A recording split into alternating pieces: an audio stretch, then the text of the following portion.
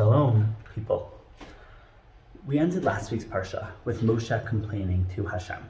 Just to give context, at the burning bush, Hashem told Moshe, you're going to go to Paro, you're going to tell him to let my people go. And Moshe did just that. He showed up to Paro, told him to let his people go. And Paro said, not only am I not going to let your people go, but I'm also going to make their lives harder. I'm going to give them even more work to do to make them more miserable. Then at the end of last week's Parsha, Moshe turns to Hashem and says, Hashem, you told me I was going to come here to save the people. You promised you were going to save the people. And now, in fact, they're not saved and their lives are even harder. And then this week's Parsha Vayera, opens up. And Hashem responds to Moshe with two powerful words. Hashem tells Moshe, Ani Hashem. I am Hashem, spelled Yud Kei Vav Kei. And these two words, Ani Hashem, aren't just used once, but they're actually used 4 times in the opening 11 psukim, in this opening paragraph of Parsha Vayera. And it's this mantra, this theme. Ani Hashem isn't just the theme of this paragraph or this week's Parsha, or even the theme of the Exodus story. But Ani Hashem is actually the theme of the entire rest of Jewish history. But what exactly does this mantra, Ani Hashem, mean? So in order to understand, we have to look at the context of what's going on in these 11 psukim, the story in which the Ani Hashem is used 4 different times. And in this speech that Hashem gives to Moshe, Hashem tells Moshe, your ancestors, the Avot, Avraham, Yitzchak, and Yaakov, I revealed myself to them with the name Kel Shakai, but I did not reveal myself to them with the name Hashem, with the name Yud Kei Vav Kei, whatever that means. And Hashem continues. He said, when it came to your Avot, I made promises and covenants with them. But I only did so with the name Kel Shakai. I did not do so with the name Hashem, with the name Yud Kei Vav Kei. But, says Hashem, when it comes to the current generation, when it comes to Bnei Yisrael, I hear them crying out to me. I hear them screaming out to me. And because of that, because I hear their screams, I know that it's not enough for me to just reveal myself to them with the name Kel Shakai. I have to instead reveal myself to them with the name Hashem, with the name Yud Kei Vav Kei. And therefore, I have to take them out of Egypt, and I have to save them. It's super cryptic and confusing psukim. What exactly is going on here? But in order to understand, we have to take a step back and truly grasp the difference between the name Kel Shakai and the name Hashem. And this is important because every single name of Hashem is a different version or a different attribute, different way that HaKadosh Baruch Hu is choosing to represent himself in this world. And if HaKadosh Baruch Hu reveals himself with one name as opposed to a different name, that means HaKadosh Baruch Hu is choosing to focus on one attribute of himself as opposed to a different attribute of himself. So what's the difference between the attribute of Kel Shakai and the attribute of Hashem? The first one, Kel Shakai, the name Shakai, spelled Shin, Daled, Yud, can be broken up into 2 words, Sheh and Dai. Sheh meaning that, and Dai meaning enough. And what Chazal tell us in the Midrash in Bereshit Rabbah, that the name Kel Shakai is essentially referring to God as the God who has enough, who has sufficient capacity to do whatever the context is, to do whatever needs to be done.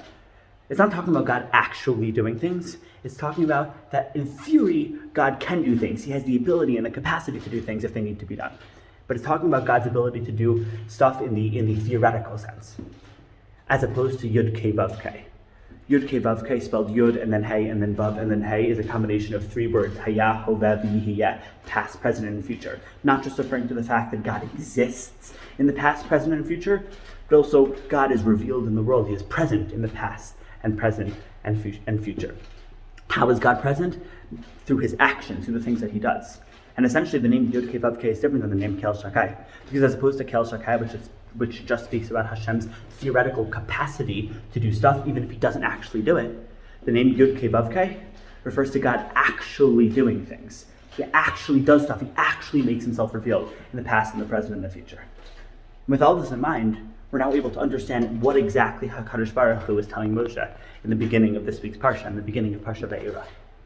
That when it came to the Avot, it was enough for Hashem to reveal himself with the name Kel Shakai, with the name that showed that God is theoretically doing things in the world. HaKadosh Baruch Hu was able to make promises that he was going to bring their descendants into the land of Israel without actually fulfilling it in their lifetime, because for whatever reason, the Avot didn't need to see these promises fulfilled. They just needed to know that God could theoretically fulfill them, even if they didn't actually see him fulfill it. That's why it was enough for them to just see the name Kel Shakai. But when it comes to Bnei Yisrael, the current generation that's trapped in Egypt, and Hashem hears their cries mean that it's not enough for them to just understand that God is able to do things in the theoretical sense, in the Kel Shakai sense. Because they're crying, it's clear to Hashem that they need to experience Hashem not just in the theoretical Kel Shakai sense, but in the actual and real Yud Kei Vav Kei sense. They don't want to see that Hashem is theoretically able to do things, they want to see Hashem actually do things. And it's because of those cries that HaKadosh Baruch Hu changes from the Kel Shakai to the Hashem. It changes from the theoretical to the actual. And I think it's a lesson that we need to take nowadays. Right now I'm lucky enough to be in Eretz Yisrael, but not on vacation. I spent the past week, a really heavy, intense week, a solidarity mission, trying to give to Am Yisrael. And I spent time down in the south, walking through the villages that were destroyed on October 7th. And I have images and I have stories seared into my brain, stuff that traumatizes me, stuff that keeps me up at night. And I can't even explain the horror of the things that I've seen. Like the stories and the pictures don't do justice to when you actually see it live and in person. And the reason why I'm sharing this is because we're in a place where it's not enough. Am Yisrael isn't enough for us to just be able to see God in the theoretical Kel Shakai sense. Right now we need to see Hashem in the actual sense, the Yud Kei Vav Kei sense. Not just theoretically God could save us from our enemies, but we need to really see it. And the things that I've seen have made me realize that we need to cry out to Hashem in a much deeper way. Just like when Bnei Yisrael called out to Hashem, God was able to change from the theoretical to the actual, and He actually did the thing of saving them, taking them out of Egypt. We too need to do the same and look at the destruction that has been done to our people, both physically but also emotionally and spiritually, and call out to Hashem.